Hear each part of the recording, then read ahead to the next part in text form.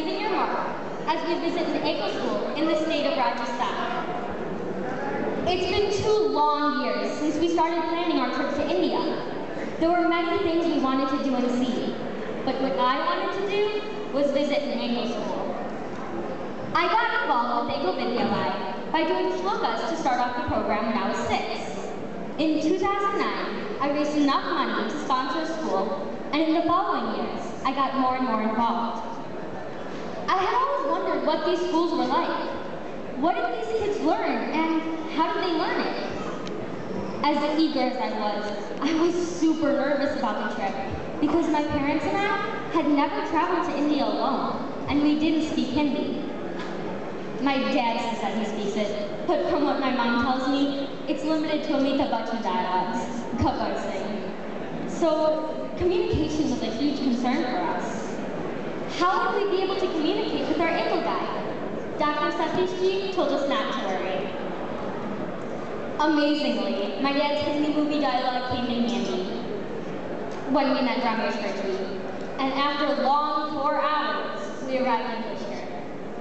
Soon we became old friends, talking about our families. We were honored that Rajkumarji and Puranji accompanied us on our school tour. We visited the Brahma Temple and Lake Pushkar.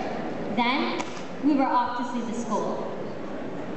It seemed like we were in the middle of nowhere when our car turned off the main road. Camels and women carrying pots on their heads were walking on the side. We were finally here. Village of Chamundia, population 500, our stop. We get out of the car and see a huge crowd. I couldn't help but smile.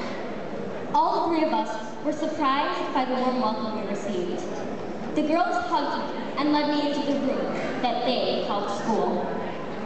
To see it in action, to physically step into the school and experience it, was something else entirely. I walked into the room and over 30 children from the ages of 3 to 14 stood up and said, "Jai Shri Krishna!" Their smiling faces and bright eyes made us feel like one big, happy family. My eyes filled with water, and as I watched the children sit down, Rajkumarji explains to everyone how I raised enough money to sponsor a school. The teacher, Bindya Goswami, proudly calls on her students to demonstrate their skills of math, English, and Hindi. Each child, sitting with their back straight, were raising their hands, eager as can be, each wanting to be called on. I think to myself, how is it that we have books, desks, and computers in my school, yet dread learning, while these village children have almost nothing?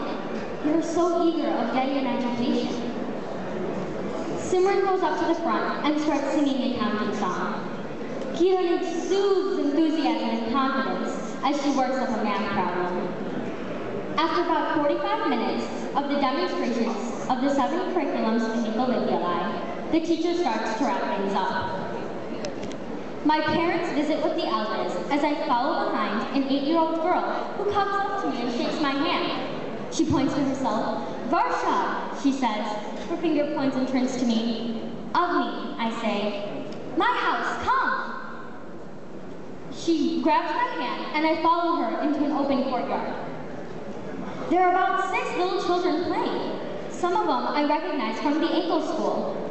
"Brothers and sisters, mine," she said, smiling. We all played for a little while. We took a tour around the village and watched as Varsha's dad made paper plates, one of the village's main source of income. Ekal not only provides a strong village development program, but also does its education. Then Varsha introduced me to her mom, who's sorting rose petals to sell for making various products. Varsha said a couple things in Hindi that I didn't understand, but I realized what she was saying when her mom looked up from her work and whispered Dhanyavad behind her veil. By now, it was lunchtime, and I was longing for Taco Bell. But there was no taco, nor bell. I was doomed, but my mom told me that I had to have whatever was offered. So when we were invited to the teacher's home for a traditional village lunch, They offered it with such love and affection that it was hard to say no. Varsha sat with me and fed me Brooklyn sabji with her hand, and I could never forget the look I saw on her face as she placed the food in my mouth. How could I not enjoy the love and pride they showed in the food they served? We talked to Vindhya, who also taught English to the kids. It was surprising to see how devoted she was about her students, wanting her students to succeed and make a better life for themselves. She reminded me of my teachers. She and the rest of the village were so grateful for what they have. And it only takes $1 a day, or as my mom puts it, a couple months of kuman.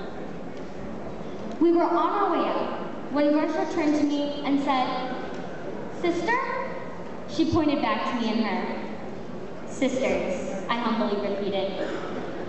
She hugged me as I stopped in front of our car, and she said, "Avni Didi, thank you for school." My eyes once again filled with tears, and as I wipe them dry, I say you're welcome. We got back into the car to the next village, but my bond with her will remain forever. Despite our different lifestyles, we all want the same thing, a better life. Students here dream of making their families happy and proud, similar to the kids there. Varsha and I live over 7,000 miles away, but I think about her often and the positive impact that we can have on our home country. Join me in this journey. Young children participate in Ekal by performing shlokas to conduct the program. Visit balgolum.org. Adults support by giving your time and or sponsor school for $365 or at any level. Visit ekal.org or talk to many of the volunteers.